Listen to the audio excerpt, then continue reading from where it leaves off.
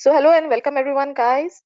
This video is about the NHS cervical screening. There have been some recent updates related to the program. Some are still to be implemented, and whenever they'll get implemented, there'll be a new update which will be coming up in this screening program. So this video is a summary of the new update that has been given up. I would suggest that you read the screening program for yourself once, make your own notes out of that, and then listen to this video so that it becomes a source of revision. And if there are some points that you could not understand or you will feel doubtful in your reading, some of them may get resolved by this video. So this is not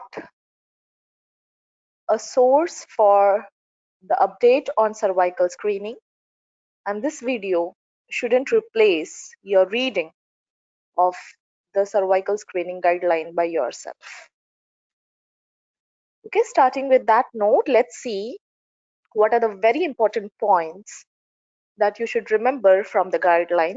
This video is about the notes that I made while I was reading the guideline. So, this NHS cervical screening program reduces the cases by around 50%. The primary HPV screening is more sensitive than cytology because it has got high negative predictive value. So the screening intervals can be made long. But this primary HPV screening has got low specificity, and so there are more referrals to colposcopy. So we know the pros and cons of adding primary HPV screening to the program, right? So it is more sensitive. It has got high negative predictive value. So remember, the screening intervals can be made long because of the high negative predictive value. Okay. And there is a con, that is, it is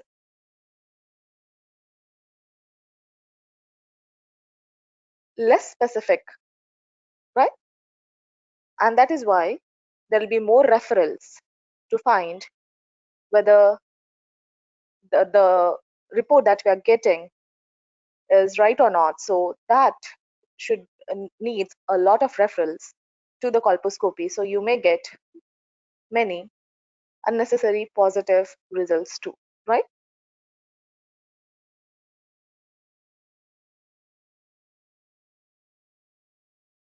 Going ahead with the future development in cervical screening intervals following the implementation of primary HPV screening.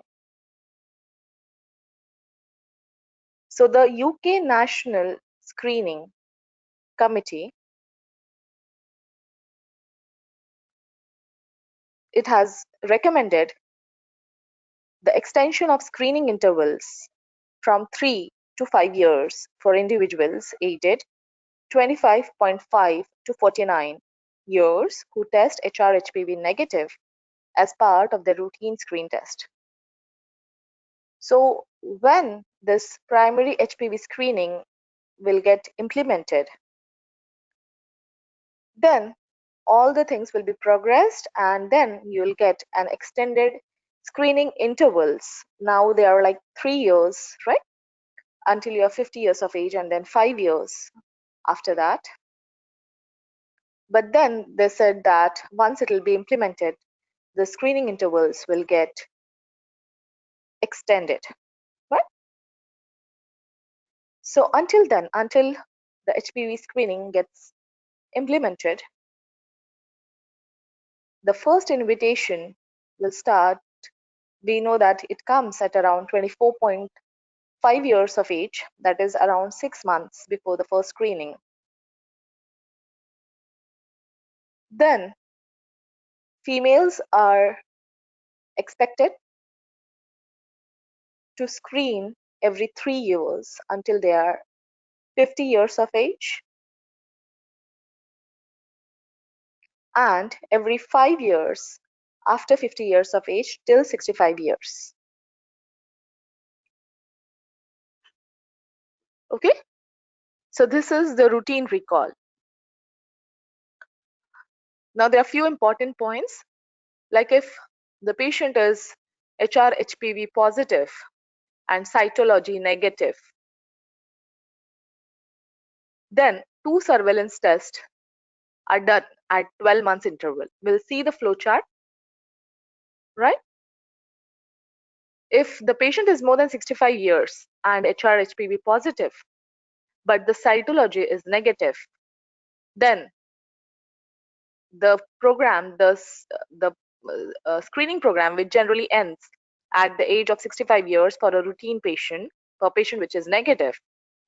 But for this patient which has HR-HPV positive, for her, the recalls will continue and they will not be ceased automatically. If the screening test done outside NHS by someone, say for example, a patient has gone to a private hospital for some other problems and she got herself screened there and not in the NHS, then she will get a recall as per the NHS screening program and she can do the test again with NHS as per the protocol. And withdrawal. Now, some patients do not want to go with this program. So there is a decision that is given to the colposcopist. That means he can make decisions on behalf of these patients whether they can withdraw from the program or not.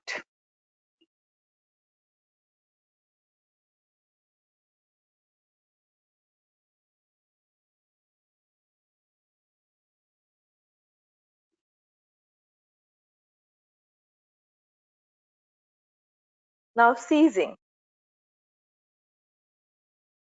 Ceasing can be done on these 10 criteria. So when the person has got informed choice, like the patient doesn't want to go for the screening program, after telling the patient about all the risks of cervical cancer that may appear and may just go unalarmed or unnoticed if she is not a part of screening program. So after informed choice, like the choice that she makes after giving complete information, right? So remember, every word is important. Informed is important. Voluntary withdrawal by herself, like the person is a part of the screening program, but she now doesn't want to be a part of it. Patient who has got FGM, that is female genital mutilation, vaginismus, cervical stenosis, physical conditions and disabilities like paralytic patients, terminal illness in patients, patients who lack mental capacity, decision taken by healthcare professionals or GP, but it should be documented and recorded. So on behalf of these patients who lack the mental capacity, you need to document and record before they are seized from the program. Age, more than 65 years, so that is a normal seizing. And in cases of patients who don't have cervix at all, like hysterectomy, trachelectomy, transgender patients, radiotherapy, right? Now, what are the waiting times for colposcopy? Now, remember this, guys. Anything which is high risk needs to be dealt with early, right? Anything which is low risk can take little time. So the low risk patients they go by 18-week pathway, and the high-risk patients, they go by 2 weeks pathway, right?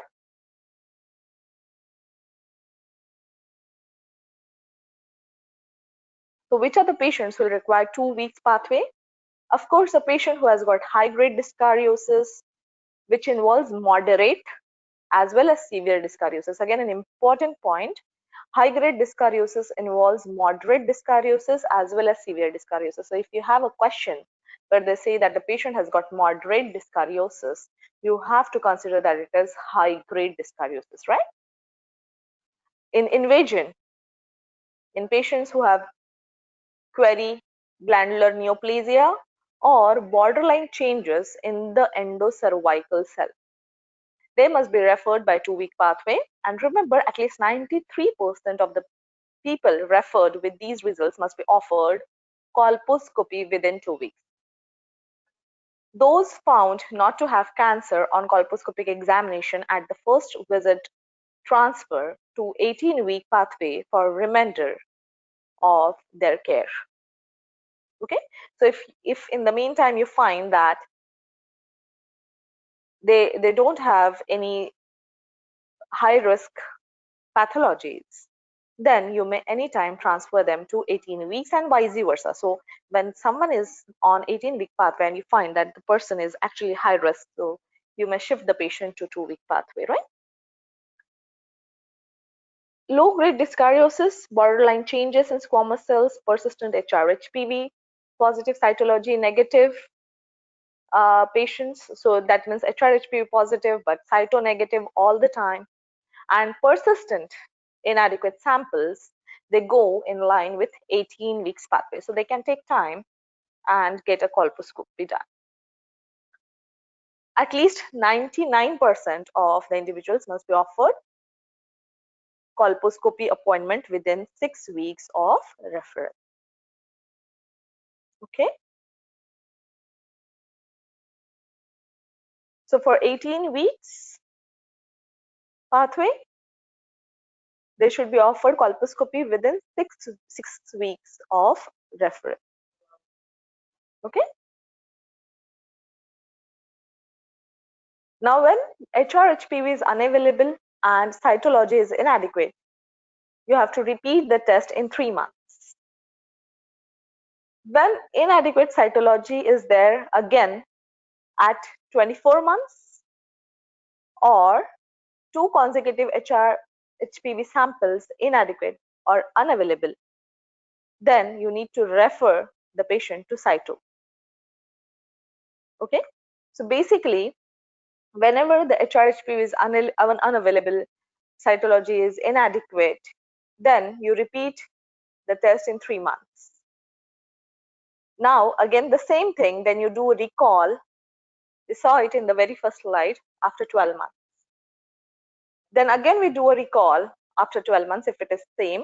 And this is in the second recall when there is still inadequate cytology at 24 months, or there are 2 consecutive HR-HPV samples which are inadequate or unavailable, then you need to refer to the colposcopy. We'll go to the chart which has been given by the NHS. Okay, so remember, before this 24 months inadequate cytology, there is recall. For every 12 months there is a recall, right?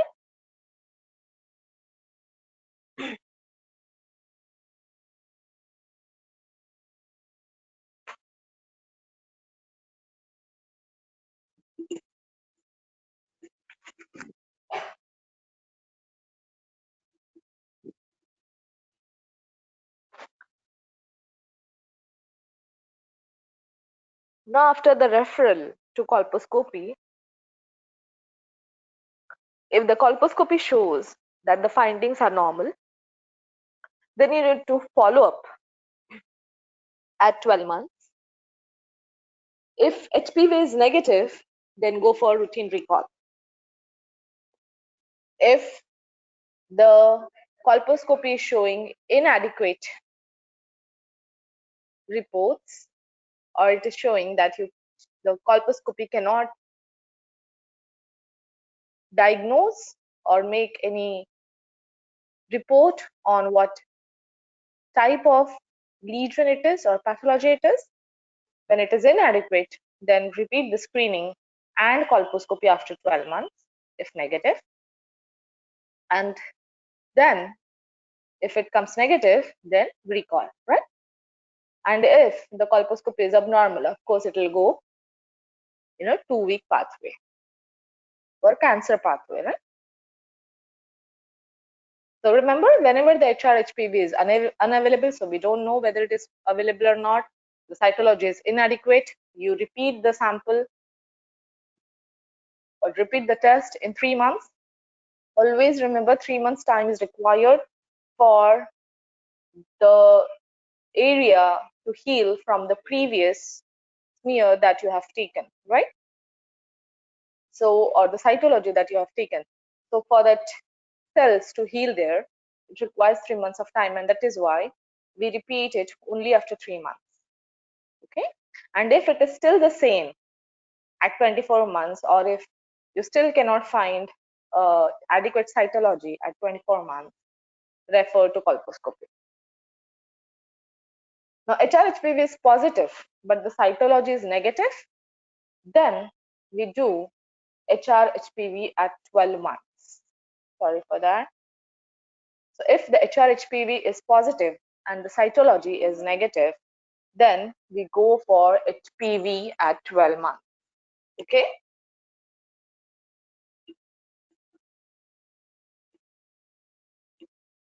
If the HPV is negative, then you need to go to the routine recall. If the HPV is positive, then again, see whether the patient has got any pathology in the cytology. And if the cytology is still negative, again at 12 months, then repeat HPV at 12 months.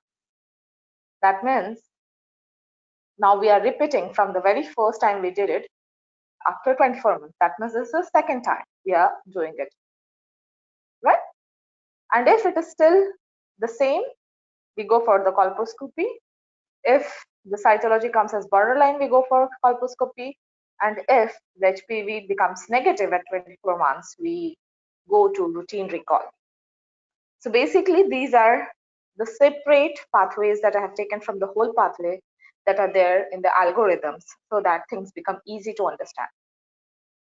So it is a very straightforward thing, guys. Anything which is doubtful, they are doing it again. HR-HPV is positive, but cytology is negative. They repeat HPV at 12 months.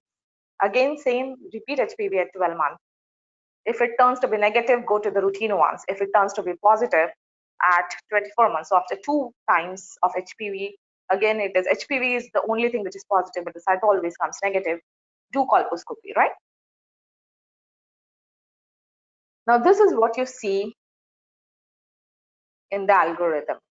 So baseline, they do HR-HPV test. Now, if the HR-HPV is negative, go for routine recall. But if the HR-HPV is positive, then we check the cytology. If the cytology is negative and only the HR-HPV is positive, we rescreen at 12 months, right? We saw it just now. If the HR-HPV is positive and the cytology has become abnormal, of course, we need a colposcopy referral. Now, when we do a rescreen at 12 months, we are again checking the HR-HPV.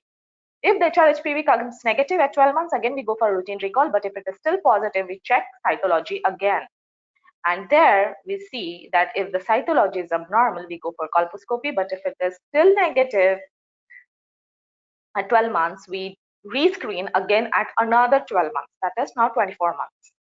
And then if again we check the HR-HPV, HR-HPV is negative, go for routine recall. And if now here the HR-HPV comes positive, and even if the cytology is negative, inadequate, or abnormal, whatever may be the case now, after 24 months of HRHPV positive, go for colposcopy, whatever the cytology may be, right? So that's the basic thing. Now, if the HRHPV is positive and non-cervical, or there is glandular neoplasia suspected, of course, we require a gynecologist reference. So here, we don't go for colposcopy. Remember, we require gynecologist reference in cases of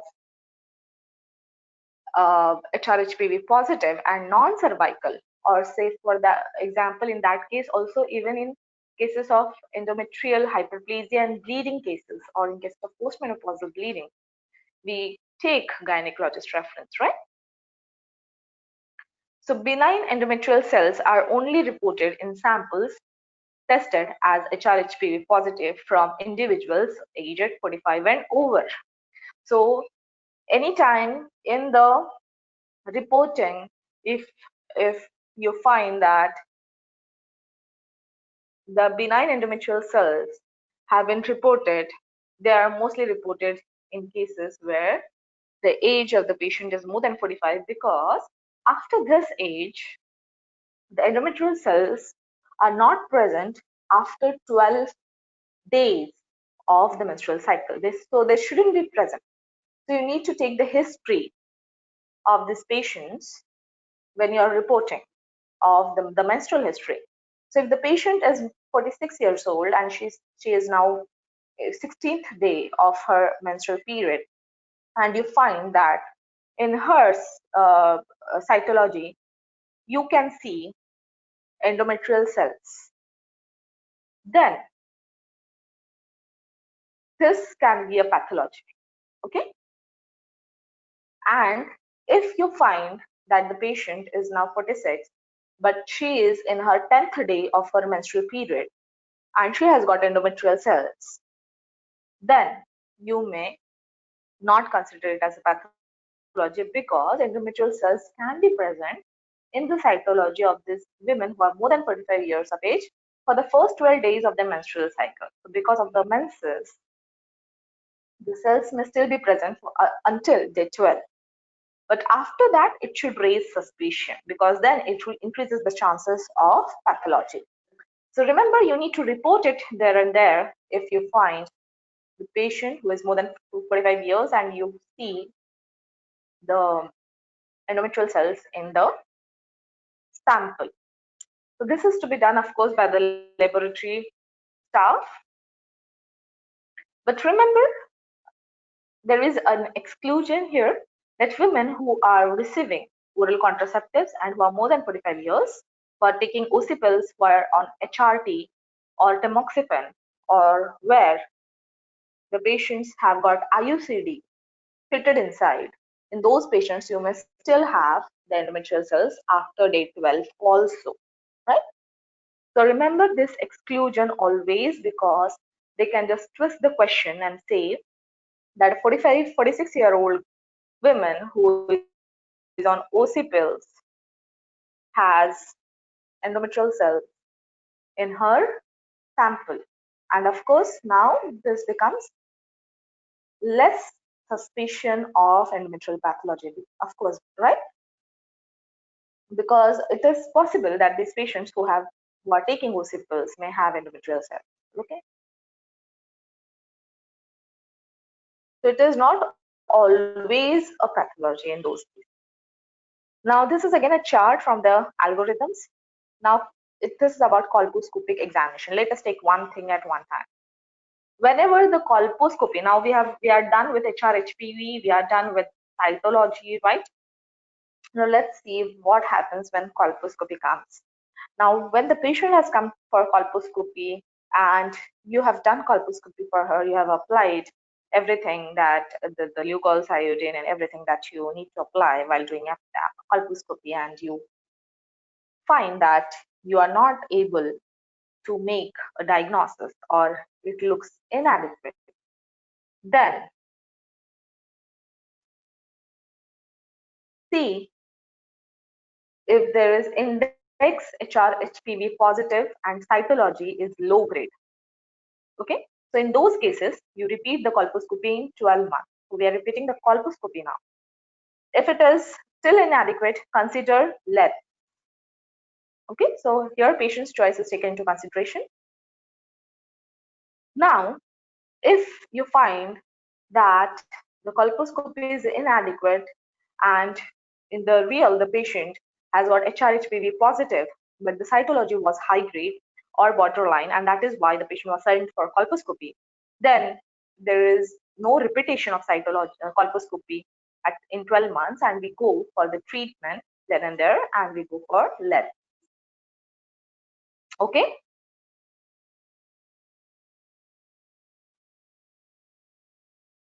Now, even after we do a colposcopy and we find that the findings are adequate, and if there is no CIN on biopsy, no biopsy or no colposcopic impression of CIN, and the index case had HRHPV positive and cytology low grade, then in those cases we recall in 36 months, that is at 3 years, routine recall.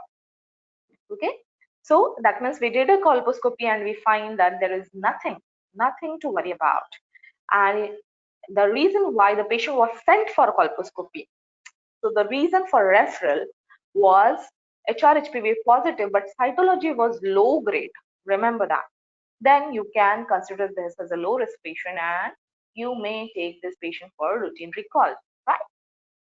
But if you find that there is no pathology that you can see even on colposcopy with adequate colposcopy, and the reason why the patient was referred was because HRHPV was positive, cytology was high grade or borderline,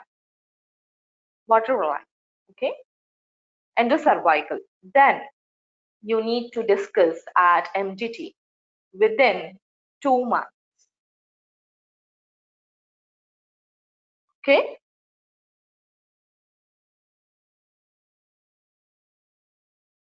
Now you find that the colposcopy is adequate, but the biopsy is abnormal. There is CIN1, there is colposcopic impression of CIN1, then of course you need to manage according to the abnormal colposcopic examination, and then it has got a different pathway, right? So this is about colposcopy. Inadequate, if you find that it was a very low risk why the patient was referred to colposcopy, you may repeat a colposcopy in 12 months and then go for LETS if it is still the same. Inadequate, right? Because you cannot find anything on colposcopy in inadequate. But the patient has got the colposcopic examination is still inadequate. Why colposcopic examination will be inadequate? Like in cases where you are not able to see the cervix properly, wherein the findings are not as per the requirements, right? So it is difficult to really look at the cervix. In those cases, you may get inadequate colposcopic examination. So in those cases where these patients had already had HRHPV positive and the cytology showed high grade or borderline changes, then you need not look at anything, then you just go for LETS. But the colposcopy is now adequate and you find that there is no CIN, there is nothing on the colposcopy, but the patient was referred for low risk, right? So you need not do anything, because then you can put this patient for routine recall. And now if this same patient which has got nothing on colposcopy but was referred because it was high risk for cytology, then you need to discuss with the multidisciplinary team within 2 months. Whereas if it is abnormal, of course, it has got a different pathway. Now this is about the CIN, cervical intraepithelial neoplasia. Now the patients who are treated for CIN, now on colposcopy you found that the patient has got CIN, right? Now you have done the treatment for CIN, whatever it is, whether it was LEDS or excision or cautery or biopsy, whatever the treatment or just observation cases, some cases. So you need to do a community follow-up for these patients who are treated. Most of the times the treatment is less, right? So these patients need to be checked for HRHPV at 6 months.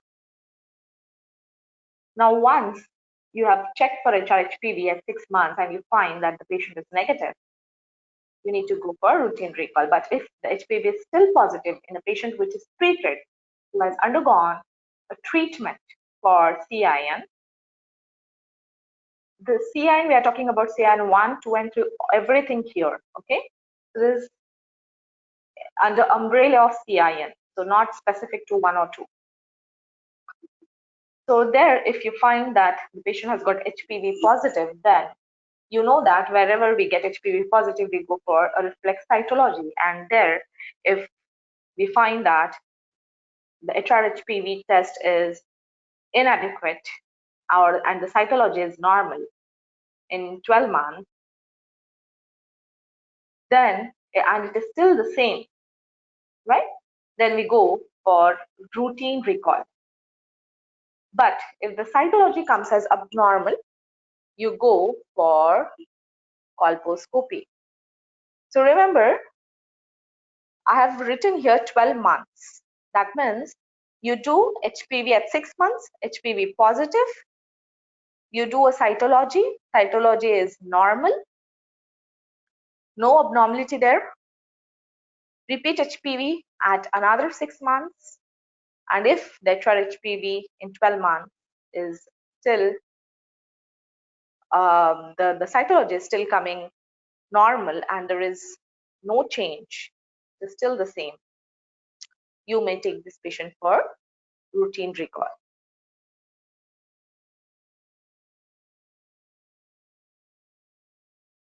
Now this is about the colposcopy.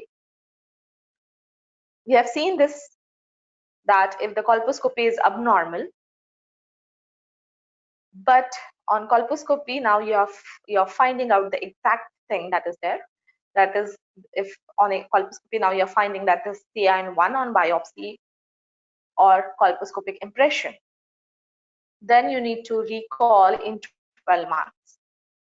So when on colposcopy you find that CIN1 is there, you need to recall in 12 months. Ask the patient to come back in 12 months.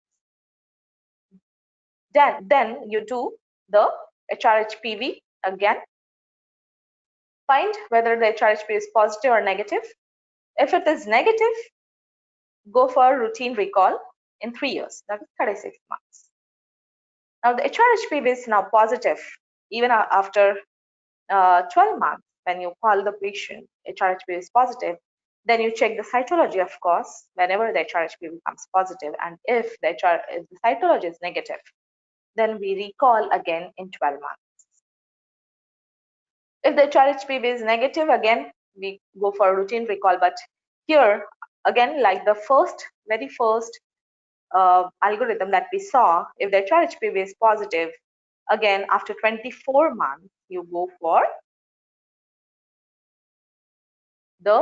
and the cytology is still negative, you go for recall in 36 months. Okay? That means HRHP is positive, but cyto is negative.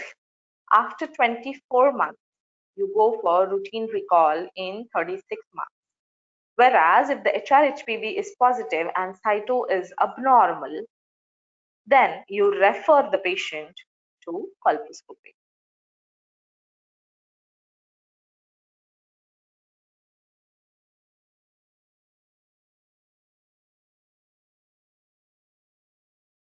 Now, in cases where the patient has got CIN2, we recall in 6 months. Okay, we recall in 6 months after the treatment, because CIN2 requires immediate treatment. CIN2, CIN3, right? They require immediate treatment. We recall in 6 months and see whether HRHP is negative or positive. Negative, recall, routine recall, routine recall in 36 months, whereas HR-HPV positive, cytology negative, inadequate or abnormal cytology, then you need to refer to colposcopy. So where there is high-grade lesion, then if the HR-HPV remains positive after 6 months, and the cytology, even if it is negative or inadequate, patient needs to be referred for colposcopy. Okay. Now this is for the CGIN cases. Remember, CGIN cases needs to be treated there and there itself. Then after the treatment, just like in CIN2, we recall in 6 months, because again, these are high grade, right? So CIN2, 3, CGIN, you need to recall in 6 months. Check for HRHPV negative.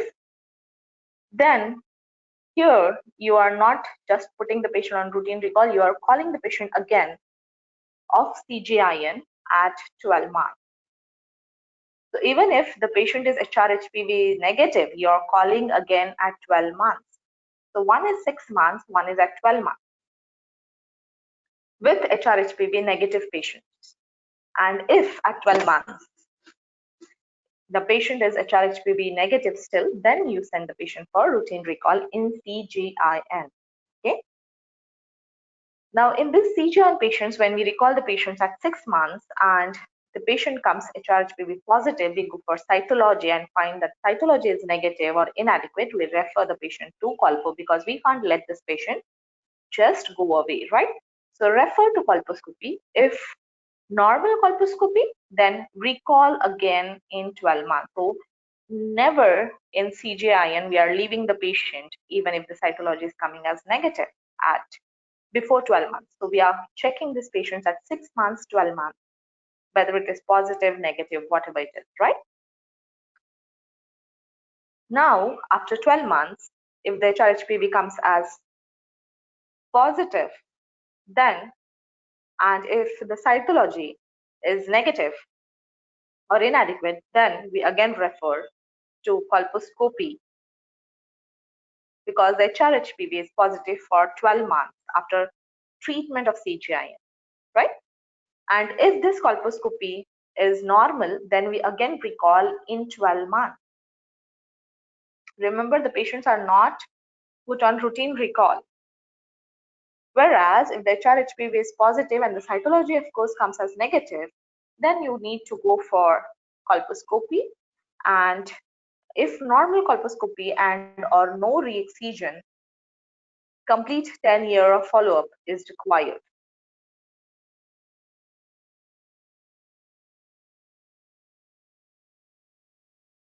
Okay. So remember, at any point of time in CGIN, you are not just leaving the patient, you are seeing the patient at 6 months and again at 12 months. You're doing HRHPV, whether it is positive or negative. If it is positive, you're going for cytology. If the cytology is coming as, if the HRHPV is remaining positive at 6 months, you go for cytology, you go for colpo both. Okay. And if after colpo, if the colpo is also still normal, you are asking the patient to come again at 12 months, right? So 6 months, 12 months, the patients are asked to come, whatever the results may be. And then after 12 months, if you find that the colposcopy is normal, but the HRHPV remains positive still, then you ask the patient to come again after 12 months. Whereas if the cytology remains abnormal, either at 6 months or 12 months, then you refer the patient to colposcopy, and whatever the result of colposcopy, you need to follow up this patient for 10 complete years. Now that was CIN, which is completely excised. Now this is CGIN, which is incompletely excised. So that was CGIN completely excised, this previous slide. And this is CGIN incompletely excised, and these patients are told to go for re-excision. But those patients who deny re-excision, you need to ask them to come for colposcopy to HRHPV at 6 months. If still negative, we again call them at 12 months. 12 months, that means after 6 months again. So at 6 months, then again after 6 months, that means at 12 months, and then these patients, whatever they are, positive, negative, you need to keep an eye on them for 9 years annually.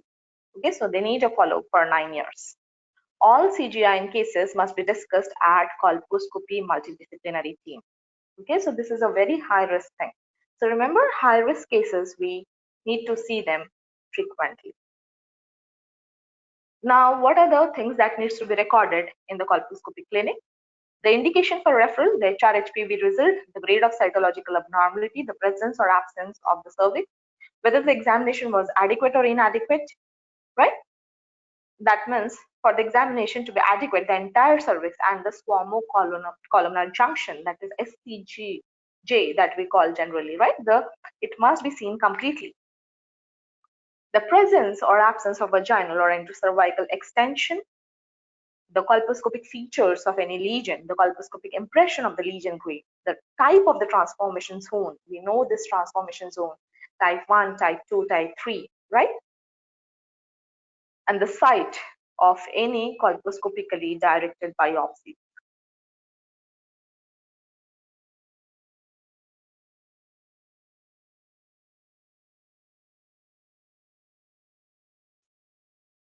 Now there are questions that are asked on what is your treatment going to be, and they'll give you a certain scenario, and they'll ask what you will do in these things. So remember, whenever there is an invasive disease, you go for excision. So there are criteria that have been mentioned. So high grade abnormality of ectocervix. So if there is ectocervical lesion and showing a very high grade abnormality, you excise that area. If there is low grade colposcopy, so on the colposcopy you find that the colposcopy findings are low grade, right? There are different grades of colposcopic reporting, right? So whenever you find that the pattern of this colposcopy is low grade and the cytology is but high grade, it is showing severe high grade dyskaryosis. So it is not moderate, it is severe cytology. So that cannot happen. And colposcopy is not negative minded. Colposcopy is low grade and cytology is severely high grade. So that means it has to have some pathology, and go for excision. Endocervical extension, which of course becomes high risk, we go for excision, and cytology showing invasive glandular neoplasia. So mind it, the base that wherever the risk is high, you don't wait, you just go for excision. Okay. Where do you go for punch biopsy in cases where you are not sure whether the pathology is there or not, right? The patients are not ready for going for excision. So there are a few more examples of punch biopsy, but remember, you go for excision in cases which are very high risk. Now for punch biopsy, let's see that unless an excisional treatment is planned, biopsy should be carried out when the cytology is high grade and always when a recognizably atypical transformation zone is present. So go for biopsy in cases where only the cytology is high grade. So it can be moderate cytology, right, with nothing on colpo. In those cases, go for punch biopsy because excision is not planned. Then you just go for biopsy, or in cases of atypical transformation zones. Okay. HRHPV positive and negative cytology or low grade cytological abnormalities, that is low grade dyskaryosis or less than that, and a low grade or a negative colposcopic examination do not necessarily require colposcopic biopsy. And if the biopsy is inadequate, repeat the biopsy. Okay, so hopefully this slide will answer many of the questions which come up in many SBN EMQ books. Treatment for CIN.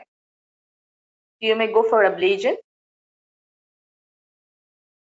This can be done in cases of where entire transformation zone is visible, no glandular abnormality or borderline changes in the endocervical cells of cytology, no suspicion of invasive disease, no major discrepancy between the cytology and histology, no history of postcoital intramenstrual bleeding, no glandular crypt involvement on punch biopsy,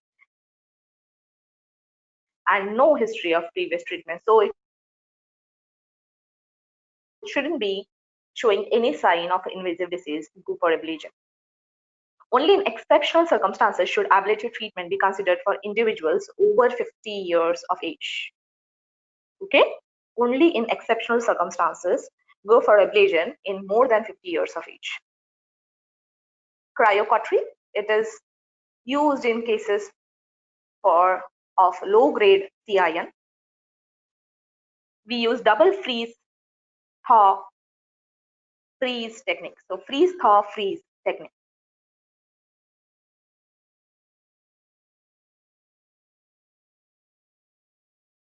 Excision, we just saw what excision is. So 80% half specimen removed as single sample.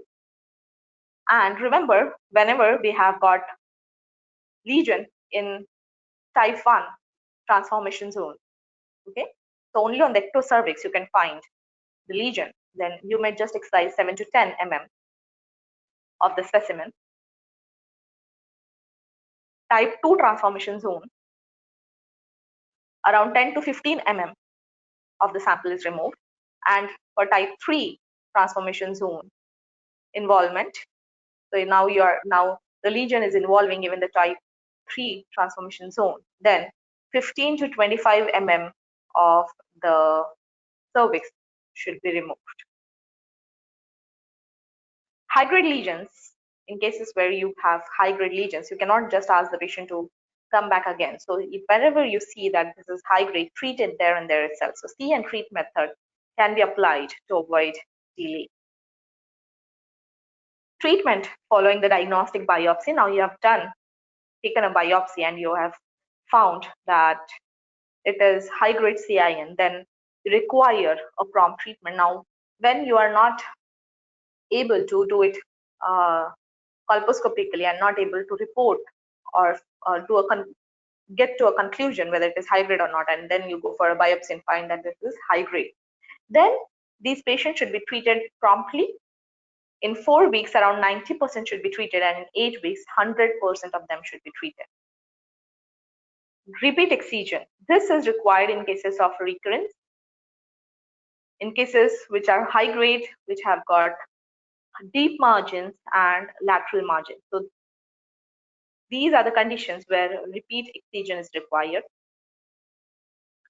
But the repeat excision is not done if there is no glandular abnormality, if there is no invasive disease, and the patient is less than 50 years. Because patients who are less than 50 years are at little less risk, right? And if the patient is more than 50 years and CIN or CIN3, right, then you go for repeat excisions in these patients. Local excision of microinvasive squamous cell cancer, that is stage 1A. Now we are going to the squamous cell cancer. So remember that there is a criteria for local excision, that is deep and lateral margins should be free of both invasive cancers and CIN, and the gynae center pathologist and the MDT should have reviewed the histopath. Remember this, okay? So there is a criteria for going for excision, and that is deep and lateral margins should be free of both invasive and CIN, so there should be nothing invasive there, and the gynae cancer pathologist and the MDT should have reviewed the histopath before you go for local excision of microinvasive cancer, because if you go wrong, then you are actually making the cancer, or you are helping the cancer to grow. In deep invasive lesions, just go for complete excision. Now, this is a small pathway of when you find borderline changes in the endocervical cells. There, you go for colposcopy in 2 weeks. You follow up at 6 weeks, and if the cytology is negative, do for routine recall. Okay.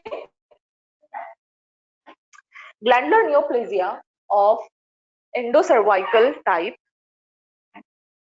there the gynecologist reference is required, and of course, because this is a little high risk, 2 weeks pathway is considered, right? So a glandular neoplasia, of course, requires gynecologist reference, and then may go for endocervical curettage or biopsy, right, depending upon the decision. Now, in cases of CGIN suspected in young, you need to you do the excision, you do by cylindrical cervical excision biopsy with the transformation zone 10 mm of the endocervix above the squamocolumnar junction. Where in young, you have confirmed CGIN, you just go for excision, and there you need not actually wait for any more diagnosis or any more time for the recall. Okay, so you wherever in young you have confirmed that excision that CGIN is there, then you go for excision. And remember, it has to be cylindrical cervical excision, right? So in suspected or in confirmed, you go for excision. Whereas in older, which are more than 50 years of age, or SCJ is not visible, there you go for cylindrical excision of transformation zone and 20 to 25 mm of the endocervix. So you take a lot of area when you are not able to see the squamocolumnar junction in more than 50 years of age. Okay. So SMILE is treated just like CGIN. So you need not think of anything else when, in spite of CGIN, if SMILE is asked. Then about the cervical glandular neoplasia.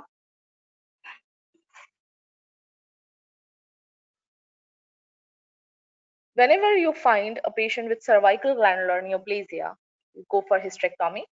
So simple hysterectomy if fertility is not required, positive margins are there, patient is unwilling for conservative treatment, and there is no invasive disease. CIN or early stage cervical cancer, in those cases, go for follow-up after 6 months. Treated people are 2 to 5 times more likely to have the cervical cancer than the general population, of course, and the proportion of histological treatment failure should not exceed 5%. Now, management for individuals following treatment for early stage cervical cancer, stage 1A1, there you go for test of cure at 6 and 12 months, and then you take annual samples for 9 years. So remember, this is stage 1A1, TOC at 6, 12, and then for 9 years. If it is stage 1A2 or 1B1, then the follow-up is to be by gynecologist. Now, what is the follow-up after simple hysterectomy? If there is no CIN in hysterectomy, so you have taken a sample and you find that there is no CIN there, then only one recall is required and no further samples are to be taken, right? Now, in the hysterectomy sample, that you find that there is CIN, right? But it is completely excised and all the margins can be seen. Then the samples is again checked at 6 months.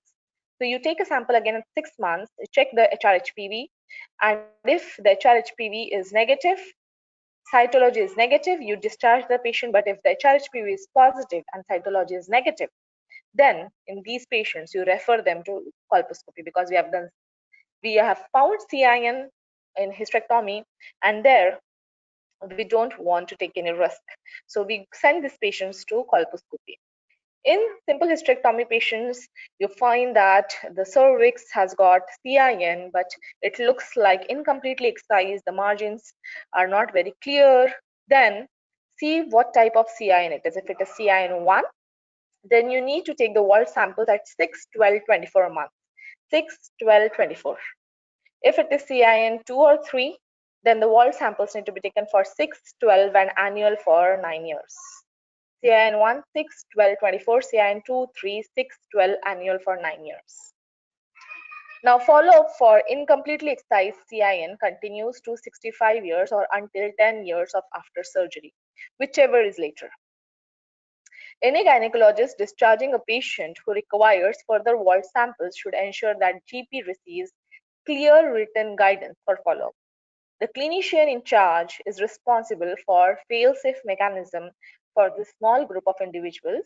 So remember, the clinician in charge, the gynecologist or GP, is responsible for the mishap that if it occurs, the individuals who undergo subtotal hysterectomy still have their cervix in situ, so they must remain in the screening program because they have the cervix still. Patients who undergo radical trachelectomy should remain under the care and guidance of treating gynecologist and oncologist, right? And the follow-up is recommended with colposcopy and HRHPV testing. Now, in patients who have CIN2 and conservative management can be given to these patients if the colposcopy is adequate.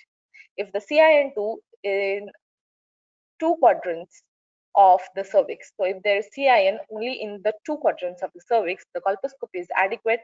The patient has got 6-month follow-up ready to come at every 6 months, and if not resolved in 24 months, then you need to give treatment for these patients. So CIN2 patients, you may continue conservative if the colposcopy is adequate, if there is CIN2 in 2 quadrants of the cervix only, if the patient is ready to come for 6 months follow-up, and if after 24 months, that means after 2 years, you cannot find that there is no resolution of CIN2 and it has not reduced, then you go for treatment, right? Now, in pregnant patient, very important thing, remember, in pregnant, we try and defer the treatment as much as required because we do not want to harm the pregnancy. So remember, we go for colposcopy or we go for biopsy only when required. So in patients who have got routines, who have come for routine screening, we don't do their routine screening. So if a patient's screening is a 3-year screening comes in around her pregnancy period, so we defer it after the pregnancy, 3 months after the pregnancy. Wherever there is abnormal screening previously, so the same patient has got abnormal screening before she got pregnant, then we do her colposcopy in the in the late first and or in second trimester, okay? In the late first or second trimester. And if the previous colposcopy was abnormal, then we don't delay the colposcopy and we directly go for colposcopy. Now, if there is, remember about colposcopy in pregnancy, it is done only if required. If seen in early pregnancy, the next assessment is done in late second trimester. If we have a high-grade lesion, a very high-grade lesion, only then go for excision. And if it is just CIN1, then the colposcopy can be delayed. So if we are going for a TOC, say for example, for CIN1, and it requires colposcopy, then we defer the colposcopy there. Okay. Now, if the patient with colposcopy has got CIN1, so we have seen how we take care of the patients like for CIN1. So same way it's done for pregnant patients. We recall CIN2 and 3, we repeat at the end of second trimester. But if the patient is still beyond second trimester, so we do not go for colposcopy in the third trimester, we repeat at 3 months after delivery if the pregnancy is beyond second trimester in CIN2 and 3. But if the patient has got an invasive disease, then we do biopsy. Okay, and we go for excision in first and second trimester. Now, these are few important points which can come up as EMQs or SBAs. So remember, The screening program and all this, they have got no effect on contraception. Not necessary to remove the IUS to perform local treatment, right? Again, because this is a very important point in blue, not necessary to remove IUS to perform local treatment. Condoms, HR, HPV, and CIN1 is reduced, but should be used for 3 months continuously. Okay. Menopause and HRT, colposcopic examination and adequacy can be improved by use of topical HRT. In case of postmenopausal bleeding, you require gynecologist reference. So these are all the important points, okay, which can come up as options in SDAs. Hysterectomy, negative sample is required, and if you find that there is an abnormal test, then you need to go for colposcopy or biopsy is required. So after you find you want to go for hysterectomy for any patient, you need to take a screening sample before that, and the previous sample should be negative.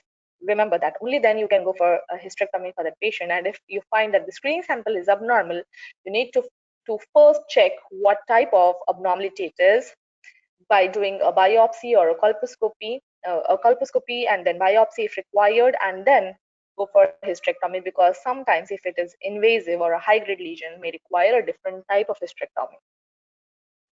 In immunocompromised patients, like in case of renal failure, screening at or shortly after the diagnosis. So remember, we need to do screening at or shortly after the diagnosis in immunocompromised patients, because we expect that this HPV can flare up in immunocompromised patients, right? In organ transplant patients, yearly screening is required, okay? So patients who have had organ transplant previously, we go for yearly screening. We go for every 6 months colposcopy, biopsy, vulvoscopy, and screening in multifactorial disease. So sorry for writing colposcopy 2 times. It should be vulvoscopy. I think it got auto-corrected. So multifactorial disease, it is screening plus colposcopy, vulvoscopy, biopsy every 6 monthly, and where in cases of diethylstilbestrol exposure, you require annual colposcopy, and in cases of HIV, you require annual colposcopy. Okay, so these were very few important points to remember from the whole guideline. So guys, please subscribe the channel, because the more subscriptions, the more it motivates me to keep on making the videos, because once I don't know whether I'm going right or wrong, whether how useful it is. So when you subscribe, this is just a way of showing that I should be going ahead and making more videos to help you all guys. So thank you very much for listening to this video and audio, and I hope that this must have helped you to remember your cervical screening a little more in your exam. Thank you very much, guys.